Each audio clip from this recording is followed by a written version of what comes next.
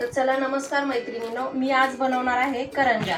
त्यासाठी लागणारे साहित्य तर आपल्याला सगळ्यात आधी ना पीठ मळून घ्यायचे, कारण भिजलं गेलं पाहिजे आपलं पीठ। त्याच्यात रवा मी वापरणार आहे, तो रवा पण अर्धा तास ठेवल्यावर भिजतो व्यवस्थित। तर हे सगळ्यात आधी मी मैदा चाळून घेतलाय। रवा पण मी छोटावाला यूज करते इथं मळताना, आणि तो पण मी चाळून घेतलाय। तर आपल्याला आहे ना आता हे पीठ त्याच्यात रवा पण घालून घ्यायचा आहे, आणि तेल आपण गरम करून घेतलेलं आहे। तर तेल पण आपल्याला त्याच्यात कडकडीत टाकायचे, कारण आपल्या करंज्या खुसखुशीत होतात। आणि अर्धा किलो मैदा आणि पाव किलो रवा, त्यासाठी मी 1 वाटी भर तेल गरम करून घेतलेलं आहे। तेवढं प्रमाण ठेवलं तर अगदी छान आणि खुसखुशीत आपल्या करंज्या होतात। तर असा रवा आपल्याला घालायचा, आणि याच्यातच तेल पण मिक्स करायचं, आणि थोडंसं मीठ पण टाकायचं आपल्याला चवीपुरतं याच्यात मळताना। तर एवढा पण मी रवा घालते, कारण अर्धा किलो मैदा असल्यामुळे पाव किलो रवा हा त्याच्यात परफेक्ट असतो। तर हे पहा, मी इथं थोडंसं मीठ घातलंय याच्यात, कारण चव येते पिठाला। आणि आता हे पहा तेल आहे, तर आपल्याला हे तेल आहे ना, मी एका वाटीभर तेल गरम करून घेतलं एकदम कडकडीत। तर ते आपल्याला त्याच्यात टाकायचे, आणि नंतर आपण थंड पाण्याने हे पीठ मळणार आहे। तर थंड पाण्याने मळलं तरी काही प्रॉब्लेम नाही, अगदी छान होत्यात करंज्या आपल्या। तर एवढं पण मी तेल यूज केलं इथं, आणि आपल्याला आता थोडंसं याला थंड होऊन द्यायचंय, कारण हात भाजण्याची शक्यता असते। हलक्या हाताने असं थोडं थोडं करून आहे ना, ते पूर्ण आपल्याला मिक्स करून घ्यायचं कोरडच पाण्याच्या पहिलं। नंतर आपण पाणी टाकून त्याला मळायचं व्यवस्थित, आणि अर्धा तास जरी भिजला ना तरी रवा आपला जो आहे तो फुलतो, आणि करंज्या अगदी छान होते। तर मी सारण पण कशा पद्धतीने बनवणार आहे ते पण तुम्हाला दाखवते। तर पहा, हे मी अगदी असं तेल टाकल्याच्या नंतर आहे ना, पूर्ण असं हाताने चोळून घेतलं होतं। रवा आणि मैदा मिक्स केला होता, त्याच्यात मीठ पण आपण टाकलेलं आहे। आणि आता मी थोडं थोडं पाणी टाकून आहे ना, अगदी छान असा याचा उंडा तयार करून घ्यायचा आपल्याला, आणि अर्धा तास बाजूला ठेवायचं आहे, कारण भिजलं पाहिजे। हे पहा, छान असं आपलं पीठ मळून झालेलं आहे, आणि जास्त कडक पण नाही आणि जास्त लयच पातळ पण नाही। तर आपण आता आहे ना, याला थोडा वेळ नाही, अर्धा तास असंच ठेवून देणार आहे झाकून। तर हे पहा, आपण सारण तयार करायसाठी हवरी मी घेतलेली इथं, आणि अर्धा किलो हवरी आहे। हे आपण अर्धी वाटी मी रवा घेतलाय, त्यातच टाकणार आहे हवरीच्या याच्यात सारणात। आणि हे 2 वाट्या मी खोबरं इथं किसून घेतलंय, आणि हा आपल्याला गुळ आहे ना, गुळ घालायचा आहे। साखर पण घालतात, पण आमच्या इकडे तरी गुळ घालून करतात, म्हणून मी गुळ वापरणार आहे। तर आता आपण हे सगळं भाजून घ्यायचंय, थोडं थोडं करून व्यवस्थित अशी आपल्याला हवरी भाजून घ्यायची।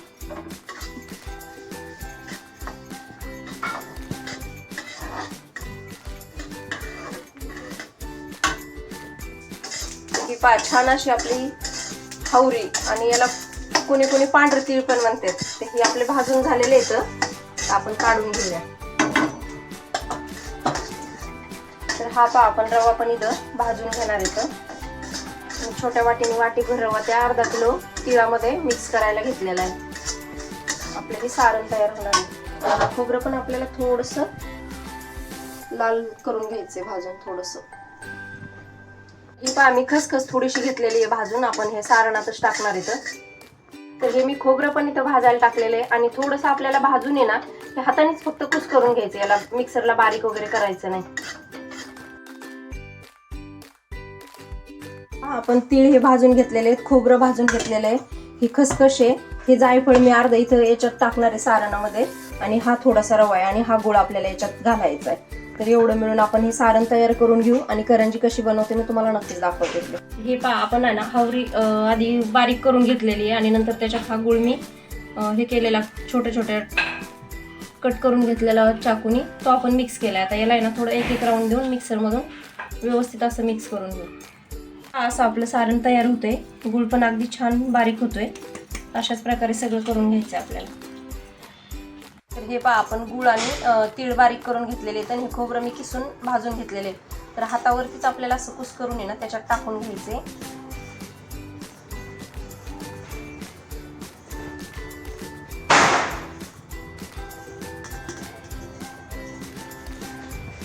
जायफळ आपण बारीक करून घेतलेलं, आणि अर्ध जायफळ मी इथं वापरले।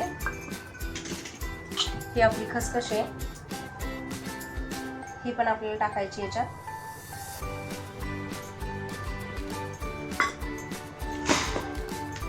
आणि हे इलायची पावडर,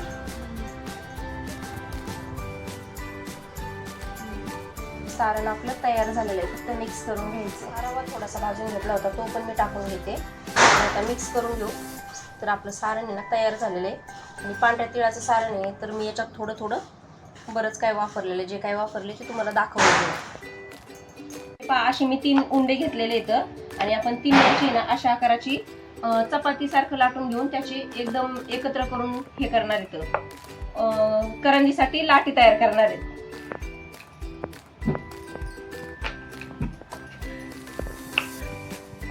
त्याला आहे ना असा आतमधून दाडा लावून घेऊ आणि ही दुसरी लाटलेली जी चपाती आहे ती त्याच्यावर ठेवू.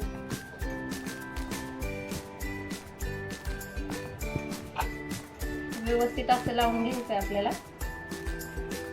आता ही तिसरी.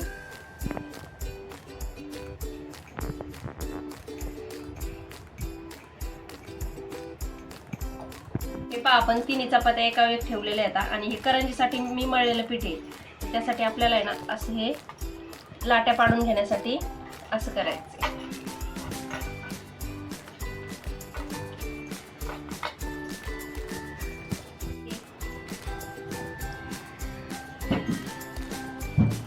ह्या अशा लाट्या आपल्या तयार होत्यात. याच्यापासून आपल्याला खुसखुशीत आणि एकदम लेअर वर लेअर पडणारी करंजी आपली तयार होते. पहा, आपल्या अशा लाट्या तयार होत्यात आणि अशीच आपल्याला दाबायची आणि हे अशीच लाटायची. याला असं फुटून द्यायचं नाही. हे असंच लाटीत लाटीत जाऊन आपल्याला याच्यात सारण भरून करंजी तयार करायची. त्याला ताईच्या सारण भरून घ्यायचंय. आपल्याला हवं तेवढं आपण भरू शकतो. दुधाची वाटी देते. थोडस बोट बुडून असं साईडनी लावून चिपकून घ्यायचे.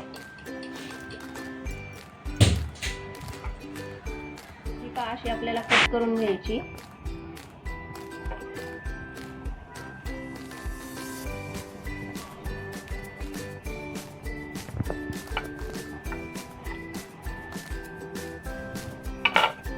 तयार झाली आपली करंजी. तयार केलेल्या करंजी आहेत आपल्या आणि तेल एकदमच तापले. गॅस चालू होता. तर अशा आपण एक एक दोन सोडून ना तळून घेऊ.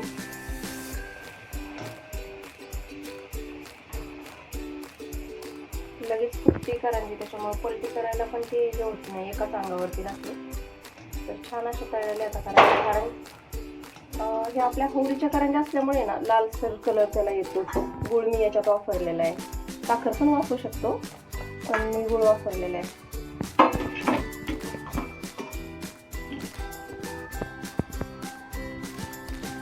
आपल्या करंज्या तयार झालेल्या आहेत आणि अगदी छान खुसखुशीत अशा करंज्या तयार झालेल्या आहेत. यातलं जे पीठ उरलं होतं त्याची मी पुरी केली, तर ही पण पाहू शकता अगदी छान अशा झाल्या.